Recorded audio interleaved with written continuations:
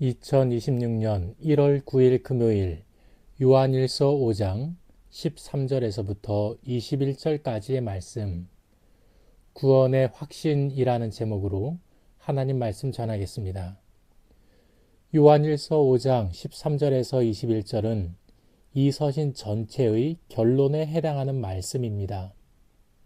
사도 요한은 긴 권면과 교훈을 마무리하면서 자신이 이 편지를 왜 썼는지 13절에서 분명하게 밝히고 있습니다.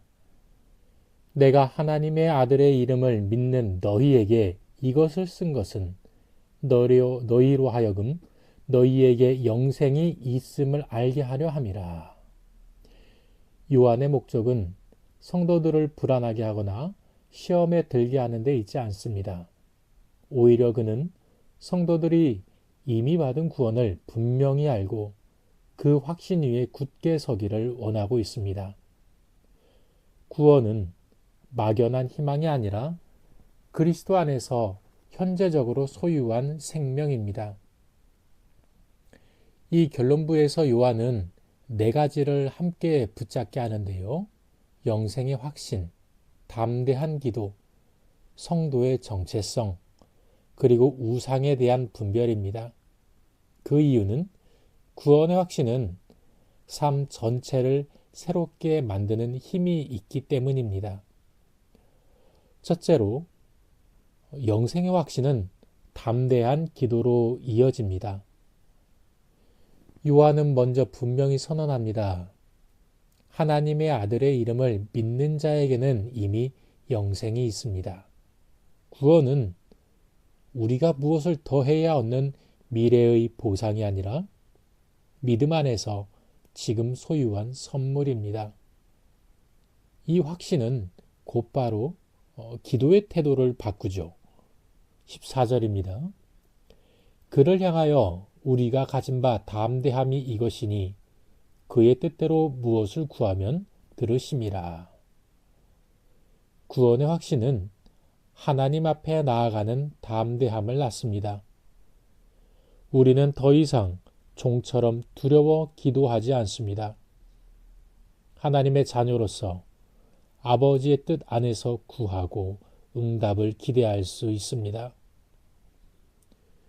요한은 한 걸음 더 나아가 말하고 있습니다. 15절입니다. 우리가 무엇이든지 구하는 바를 들으시는 줄을 안즉 우리가 그에게 구한 그것을 얻은 줄로 또한 아느니라. 아멘. 이는 우리의 기도가 항상 원하는 방식으로 응답된다는 뜻이 아닙니다. 그러나 하나님의 뜻 안에서 드려진 기도는 반드시 선한 방식으로 응답된다는 확신입니다. 구원의 확신을 가진 성도는 기도를 소홀히 하지 않습니다. 오히려 이 특권을 알고 더욱 적극적으로 하나님께 나아갑니다. 둘째로, 사망에 이르지 않은 죄와 형제를 위한 중보입니다. 요한은 이어서 형제의 죄 문제를 다룹니다. 16절 말씀입니다. 누구든지 형제가 사망에 이르지 아니하는 죄 범하는 것을 보거든 구하라. 그리하면 사망에 이르지 아니하는 범죄자들을 위하여 그에게 생명을 주시리라. 사망에 이르는 죄가 있으니 이에 관하여 나는 구하라 하지 않노라. 아멘. 또한 17절에서는 모든 불의는 죄이지만 요한은 그 가운데 사망에 이르지 않은 죄가 있다고 말합니다. 이 구절은 종종 어려운 논쟁을 낳지만 요한의 강조점은 죄의 구분에 있지 않습니다. 그의 초점은 바로 형제를 향한 책임에 있는 거죠. 구원받은 성도는 자기 신앙만 지키는 사람으로 머물지 않습니다. 그는 연약한 형제를 위해 중보하며 그 생명이 회복되기를 위해 기도하는 사람입니다. 우리는 죄의 심각성을 가볍게 여겨서는 안 되지만 동시에 하나님의 은혜의 문이 닫혔다고 성급히 판단해서도 안 됩니다. 사망에 이르는 죄가 무엇인지 명확히 규정하기 어렵기에 우리는 더욱 겸손히 복음을 전하고 생명을 살리는 일에 힘써야 합니다. 때를 얻든지 못 얻든지 사람을 살리는 일에 포기하지 말아야 합니다. 셋째로, 믿는 자를 보호하시는 하나님의 손길입니다.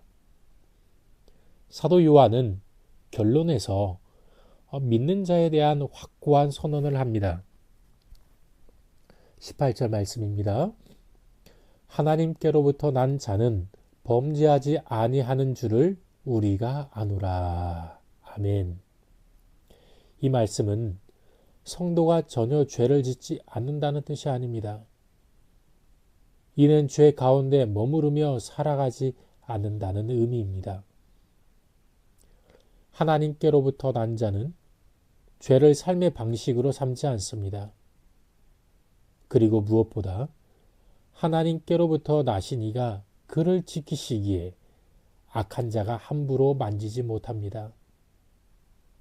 또한 요한은 세상과 성도의 소속을 분명히 구분합니다.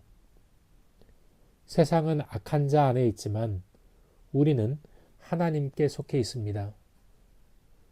그리고 참 하나님의 아들이 우리에게 지각을 주셔서 우리가 참되신 예수 그리스도를 알게 되었습니다. 이 고백은 신자의 정체성을 분명히 합니다.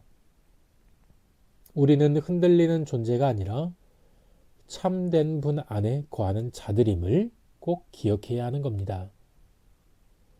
마지막으로 우상으로부터 자신을 지킬 것을 권면하고 있습니다.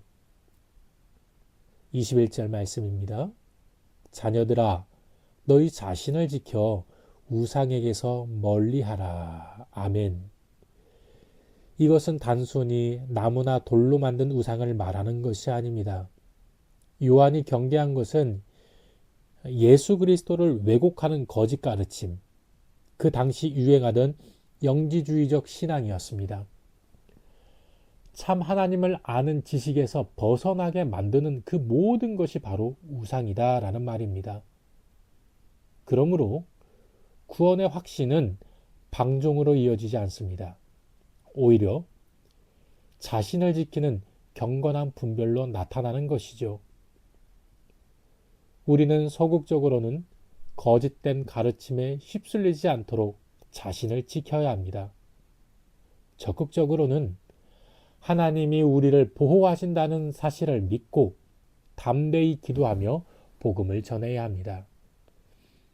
말씀을 맺겠습니다. 요한일서의 마지막은 우리를 두려움이 아니라 확신으로 초대합니다. 우리는 이미 영생을 소유한 하나님의 자녀입니다.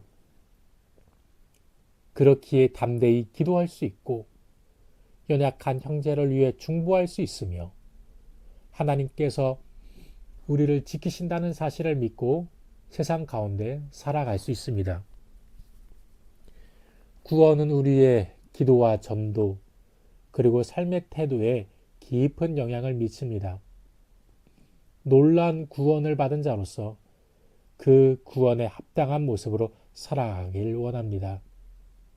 오늘 하루도 구원의 확신 위에 서서 담대히 하나님을 의지하며 빛의 자녀로 살아가는 성도가 되시기를 주님의 이름으로 축복합니다. 기도하겠습니다. 아버지 하나님 감사합니다. 하나님께서 우리를 생명싸개로 보호해 주시고 예수 그리스도께서 우리를 구원의 손으로 붙들어 주셨으니 참으로 감사합니다. 하나님의 은혜에 감사하여 구원받은 성도답게 복음을 전할 수 있도록 담대함을 허락하여 주시옵소서. 오직 주님께 힘써 기도하게 하여 주옵시고 믿음의 발걸음을 걷게 하여 주옵시며 사망에 이르지 않는 죄와 내 지체를 향한 중보를 할 수 있는 기도의 지경을 더욱더 확장시켜 주시옵소서. 세상에 우리를 휩쓸려 가게 하는 많은 것들이 있습니다. 세상의 흐름에 편승하지 않게 해주시고 눈에 보이는 것, 눈에 보이지 않는 우상으로부터 나 자신을 지키고 말씀 위에 굳건히 서서 우리 원일의 모든 가족들, 자녀손들이 하나님 앞에 부끄러움 없이 설 수 있도록 말씀 위에 온전히 설 수 있도록 역사하여 주시옵소서. 오늘도 내 힘으로 살아가는 것이 아니라 성령 하나님께서 기름 부어 주심으로 말미암아 성령의 이름으로 성령의 능력으로 살아가는 우리 모두가 되게 하여 주시옵소서. 모든 영광 하나님께 올려드리며 생명 되신 예수님의 이름으로 기도합니다. 아멘.